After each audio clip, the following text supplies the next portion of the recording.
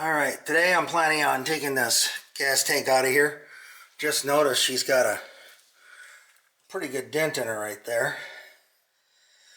I haven't been under here before, at least not to work on the tank or anything, so I know I didn't do that.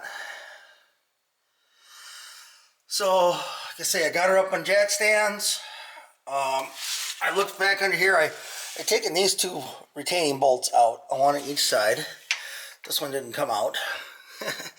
He stripped or something here, so I'll have to play with him a little bit and get him out of there. Straps don't look terrible, so I'll probably reuse them. The tank, depending on what I find, I'm going to try to reuse. I don't know how good I'm going to be able to show you here, but I've got two lines that come out of the tank. Let's see here. They are right up here. So I got two lines that come out of my tank. I don't know why. There should only be one and a breather. There shouldn't be a return line. I'm not going to be running a return line. Then there's a ground wire. I'll try to get that screw out, but I'll probably just end up cutting that and redoing that later. And then the other wire for the sending unit, it doesn't work anyway, so I'm just going to let it fall down. I already ran new wires. I took this is the vent on the filler cap. That was tucked up under here. There's a little hook for it. I was just looking in here to make sure there was nothing that was actually physically attached to the car. It is not. I'll probably take that filler cap off of there so I don't damage that. But on a 68, it is not attached. There's no bracket or anything under there. So this should go hopefully fairly easily. Let me get the jack set up with a board to hold the tank, and then we'll go from there. Alright, so I'm a bit of a quandary right now. I haven't even started on that bolt, but even if I can get it out, the one on this side is not cooperating. I've had a wrench on top of it and then been hitting it with my new impact drill, and I have not been having any luck. As you can see here, if I can get the light to shine right, you can see here there's a big whoop-de-doo in my tank. Someone dented it. Alright, through some persistence, I got it out of there. I was able to get a better wrench up on the top and actually get it jammed on there really good. And then I went forward and backwards a bunch of times like you normally would, and all of a sudden she just let loose. I just don't think I was holding on to that top nut good enough before. I think I was slipping a lot. So, alright, so now I'm going to work on the other side. I got to pull off the fuel lines first. I'll be back.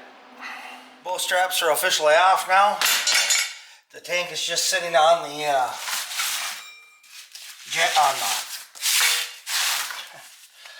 the tank is sitting on the jack. I'm going to let it down now. I disconnected the fuel lines, but I don't really care if I bend them, but I disconnected the little rubber clamps. And I'm going to drop her down now. I don't remember how full this tank was. One of the things you got to watch out for, I'm going to try to sneak you under here.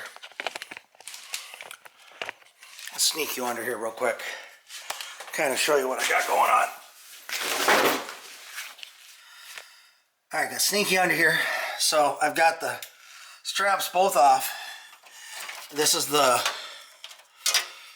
wire that was supposed to go for the fuel sending unit. Pulled that off. That was already loose actually. It was just tucked up in there. I gotta go cut that grounding strap. Go do that right now. I already disconnected the fuel lines, and now it's just a matter of letting it down with the jack carefully. There's some gas in here, but I know it's not completely full. The hardest part on a 68 is, I think it's 69, same thing too. But anyway, the fuel fill is on the back here underneath the license plate, and you've got to fish this thing out that way and then pull it back. So that's why you want the straps out of here completely if you can. Makes it a lot easier. Alright, I got really lucky. I was able to get this neck past the end up here. My exhaust, the way it came down, Yeah, let's just say it was a close call to not being able to make it. You can see my fuel lines are kind of bent, but I don't care because I'm redoing all that, so I didn't care if I damaged all that. I've got a new fuel sending unit and everything. Yeah, if anybody noticed, see the blocks of wood up there? Someone did that to, must have been to level the car out. Who knows? I do. I'm the one that put them there. The car was sagging by about 2 inches or 3 inches on this side. I've got a bent control arm. So in order to keep it look like I was a fat guy in the front seat dragging down the left side, I just put some blocks in there. And they obviously never fell out because they did a pretty good job. Anyway, that's all getting replaced. You can see I know I've got a bent control arm. I got some other stuff going on. So I've got this winter to get this done. I'm not sure how much I'll do on the rear end. I know I'll replace the springs and the shocks. We'll go from there. I do want to put in a posi unit at some time, but I'm not sure I'm going to get to that this year, but we'll see. But anyway, fuel tank is out. Let's go ahead and get those lines cut, get this thing up on the bench, get it inspected. I'm going to get the fuel out of here so I can use it. It's perfectly good fuel, and it's about a year old, but it'll burn fine in my other car. Just fine. It's premium. So let's go ahead and get this thing off of here and start cleaning up this tank and then get it ready to go back on the car. I know some people are going to ask if I found the build sheet. I did not. This is all that's left of the padding that was on top. It did come out in one chunk. Part of it's over by the door over there. I was flipping it over and it just literally just fell apart. So, but no build sheet. I never found one inside the car either. So it's either gone or it's hidden somewhere where I didn't go yet. And I pretty much had all the interior out, so pretty sure it's gone. I really doubt this is the original tank.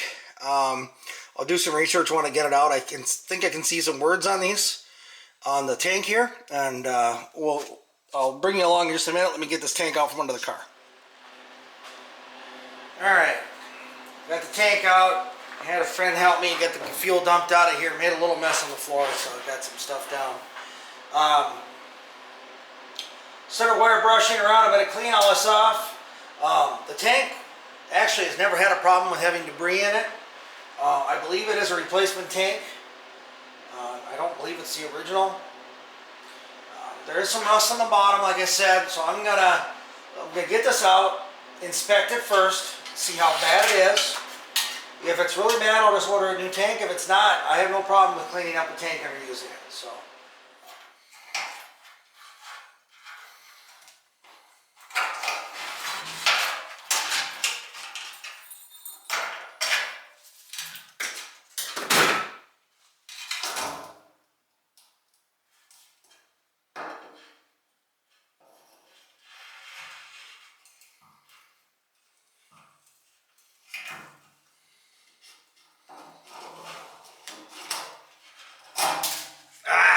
Want to drop stuff inside. Oh yeah, she's pretty clean in there, except for what I just dropped in there. Wanted to show you the inside of this tank.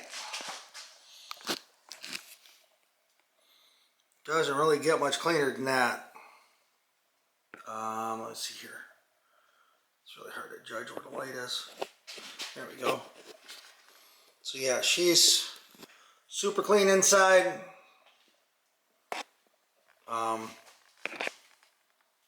Just got a little bit of the dirt that I dropped down in there.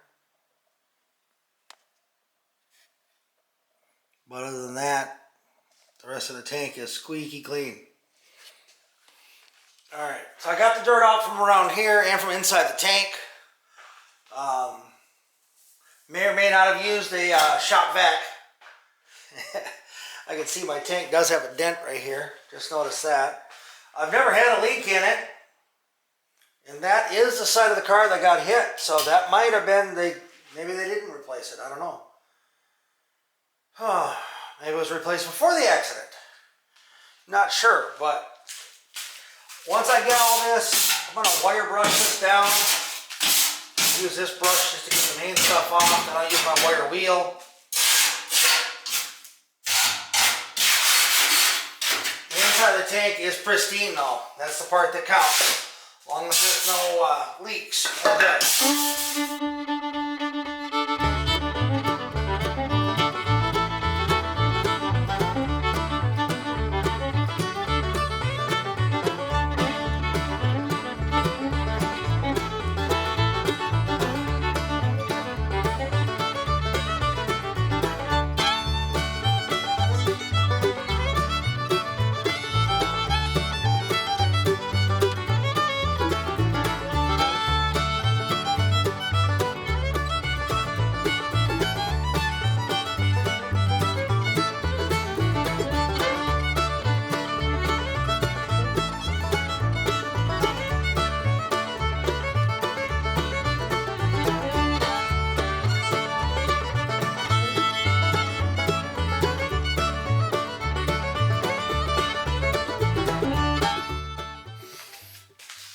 I almost forgot about the whoop-de-doo in the tank. Not sure what to do about that. I'm guessing someone dropped the tank under its own weight. A bunch of fuel in there and did that.